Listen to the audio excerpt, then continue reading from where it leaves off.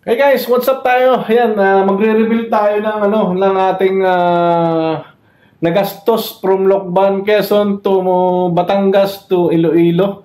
Yan, Mindoro to Iloilo. So, yun nga, nakakalungkot lang talaga.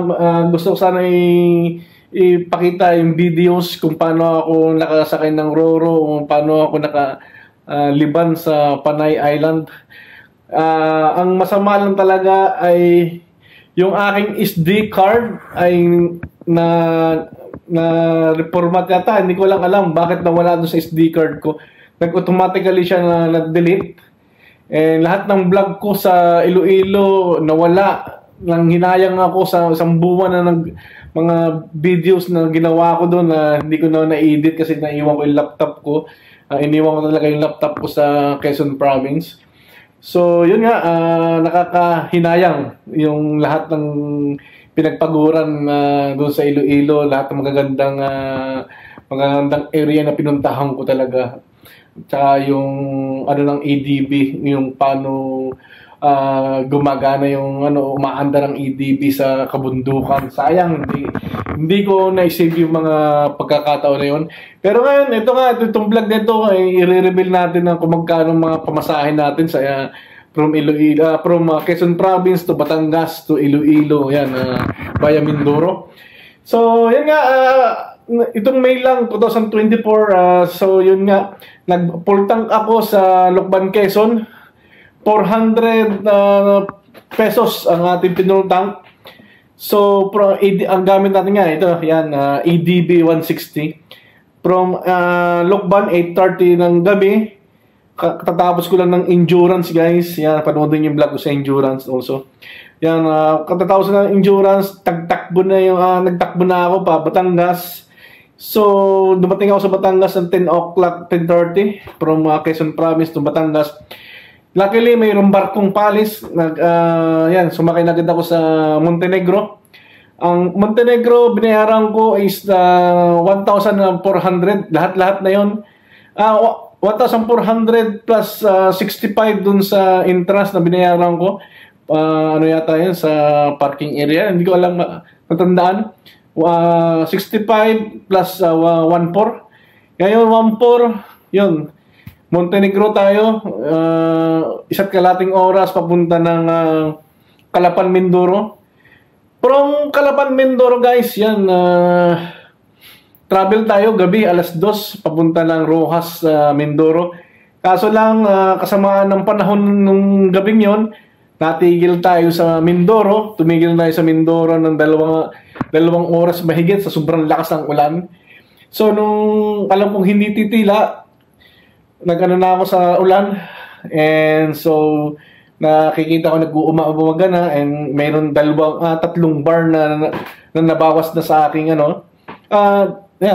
dalawang bar o tatlong bar yata yung nabawas na sa aking ADB 160. Naggasolina tayo 200 pesos. Sa 200 pesos meron na tayong 600 na gasolina. Nabawasan na, ayoko kasi na baka wala na akong mga gasolinahan sa mga susunod na area. So, yan. Kaya nag-gas uli ako. So, from, yun nga, nakarating tayo ng Rojas. Walang barko. Kumain lang ako doon. Mga halagang 60 pesos yata yung kinain ko doon sa restaurant. So, walang barko. Sabi sa akin, punta na akong Bulalakaw Port. Ngayon, yun, pumunta ako ng Bulalakaw Port. Doon ako nakasakay ng barko ng alas 11 ng tanghali na rin. So, sayang yung aking travel from Rojas to Bulalakaw. Mahigit 30 minutes yata, 45 minutes yung travel ko. So, kung naghintay na lang ako sa Rojas, parehas lang naman silang alis na alas 11. So, from Bulalakaw Port, nagbayad ulit ako 65 plus 2,400 na, yung pamasahin natin, 2,400. From Bulalakaw Port to Calapan. Bulalakaw to Katiklan, sa Katiklan na, sa Aklan. So, travel tayo, 6 hours yung travel. Yan, napakatagal. Paskat nga pala yung sinakyan ko doon, Paskat. Alam ko, Paskat mabilis, pero inabot kami ng mga 6 hours yata yun. Kung di ako nagkakamali, parang 6 hours, 5 to 6 hours, sabi natin ganun. So, pagdating na Katiklan, port, so travel uli ako ng 4 na oras papunta sa Sara, yun, Sara, Iloilo. Ngayon, dinaanan ko ang Aklan, Capiz, and puro shortcut na ako. So, from Katiklan, nagtigil ako ng Kalibo, kumain lang ako doon ng mga 90 pesos lang kinain ko doon sa Kalibo. Yung tanghalian na yun, mga siguro alas 4 na yun, maghahapunan na siguro yun. Alas 4 na, kumain ako ng tanghalian, di pa ako nagkain ng umagahan that time. So guys, what's up tayo? Dito tayo ngayon sa Kalibo. Nagtigil tayo na may nagkain tayo na baka dito sa Kalibo. And so, pakpak tayo. Ahoy. Di pa tapos lang laban. And so, sana bago dumilim, nandun na tayo sa pupuntahan natin. So, update again. Bye! Ngayon, doon ako nagutom. Kasi pag nagta-travel ka, hindi ka maano sa gutom eh. So, doon ako inabot ng gutom sa Kalibo. So, 90 pesos na naman. And from Kalibo, nagasolina ulit tayo ng 200. Kaya ang ginasolina ko doon ay from Quezon, 400 plus Mindoro, 200, now 600, 700, 800 na ang aking ginasolina. 800 total. Hanggang nakaabot ako ng Sara, Iloilo. So from Sara, Iloilo yan. 800 yung gasolina natin. More or less, sabihin natin na 1,000 na. 1,000 plus 2,400, 3,400 plus 1,400, umaabot siya ng 3,400 na plus 1,400 na magkano na ba? 4,000, maabot na siya ng ganito, yan. So, nasa 5,000 o 6,000 ating nagastos sa travel na yun. So, yun nga, sa Roro, alam natin yung Roro, eh, mayroong 1,400. Yung balik ko rin, re-reveal ko rin yan. 1,400 and 2,400 sa Katiklan, Kalapan, Bulalakaw to Katiklan. So yan, 2,400 plus 1,400 equals 3,800 plus yung kinain natin yan, 4,800 na. So yun nga, from Katiklan to Sara, Iloilo, tinakbo ko ng 4 hours, almost